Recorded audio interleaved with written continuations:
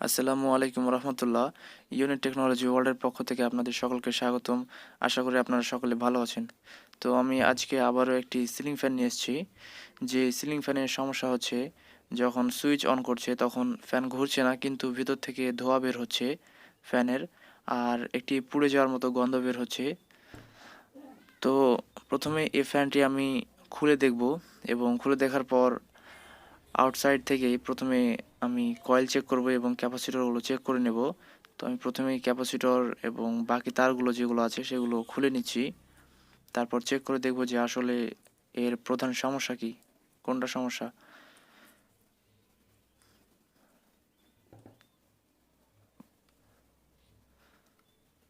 তো আমি তারগুলো একটা একটা করে আলাদা করে নিচ্ছি।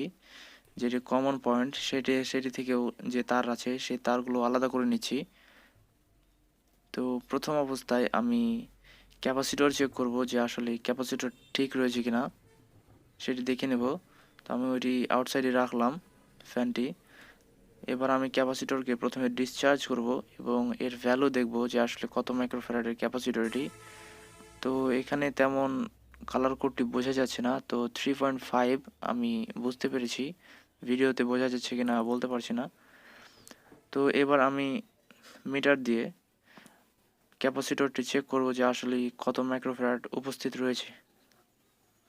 তো 3.5-এর জায়গায় 3.7 রয়েছে, মানে ক্যাপাসিটরটি একদম পারফেক্ট রয়েছে, এর ভ্যালু একটুকু ডাউন হয়নি। এবার আমি ফ্যানের কয়েলটিকে চেক করব। দেখুন, একটি প্রব কমনে ধরে আমি একটি তার করছি। তো দেখুন, এখানে প্রচুর রেজিস্ট্যান্স দেখাচ্ছে, হাই ভ্যালু শো করছে। এত শো করার কথা না, আর এখানে কোনো ভ্যালু শো করছে না।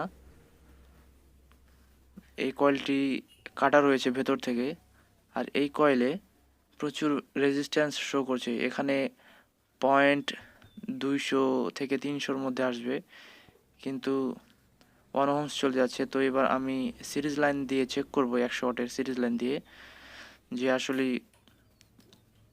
ফ্যানটি বডি শর্ট রয়েছে নাকি এখন কয়েল টু কয়েল শর্ট রয়েছে। প্রথমে একটি প্রব আমি কমনে দিয়ে দিলাম।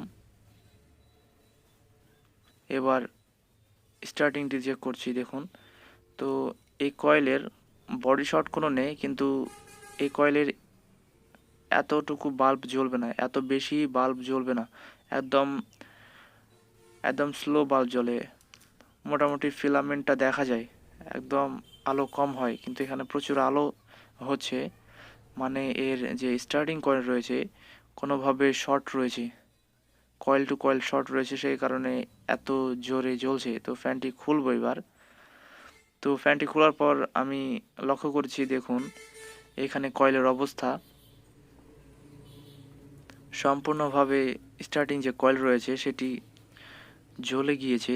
কয়েকটি স্লটের ওয়াইন্ডিং একদম পুড়ে ছাই হয়ে গিয়েছে, খুবই অবস্থা খারাপ। দেখুন, সম্ভবত হাই ভোল্টেজের কারণে যখন ফ্যান অতিরিক্ত গরম হয়েছে তখন লুজ কন্ট্যাক্টের কারণে স্পার্ক করেছে। তো এখানে কয়েকটি স্লট, প্রায় 4 থেকে 5টি স্লট নষ্ট হয়ে গিয়েছে একদম। এখানে 5টি স্লট নষ্ট হয়ে গেছে, এবং বাইরের যে রানিং স্লট, সেই ভেতরের 5টি স্লট কেটে বের করার পর ওয়াইন্ডিং করবার জন্য বাইরেরটি আমাকে কাটতে হবে। তো বাইরেরগুলো আমি গণনা করে নিচ্ছি কতটি স্লট আমাকে কাটতে হবে মোট। তো সব মিলায়ে আমার স্টার্টিং সম্পূর্ণভাবে পুড়েছে 3টি, কিন্তু আশেপাশেরগুলো ক্ষতিগ্রস্ত হয়েছে মোটামুটি 5টি, 4 থেকে 5টি। তো সবগুলো আমি এবার কেটে নিব যতটুকু আমার ড্যামেজ হয়েছে।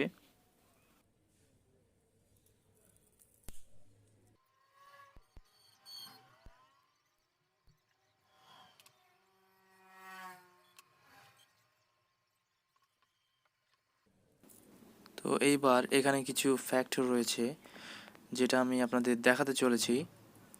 তো দেখুন, লক্ষ্য করবেন এখানে এখানে একটি তার থাকে, একটি কপার ওয়্যার থাকে, যেটিকে ভালোভাবে আলাদা করতে হয়।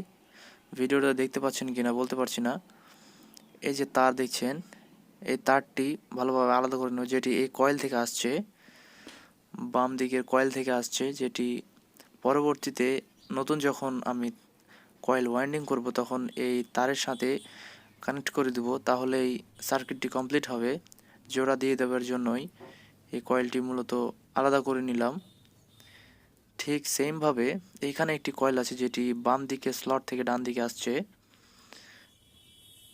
তো ওই তারটিকেও আমি ভালোভাবে দেখে আলাদা করে নেব। তারটি যেন ছিঁড়ে না যায় সেদিকে খেয়াল রাখবো, কারণ ওই তারটি যখন ছিঁড়ে যাবে তখন যে কোনো অন্য কোনো জায়গায় যদি জয়েন করেন তাহলে ম্যাগনেট উৎপন্ন কম হয়, কারণ কিছু পাক সংখ্যা মাইনাস হয়ে যায়।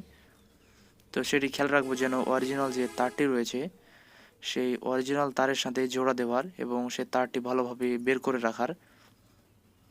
তো আমি তারটি বের করে রেখেছি এবং স্টার্টিং রানিং সবগুলো একইভাবে তার বের করে রেখেছি এবং পরিষ্কার করেছি।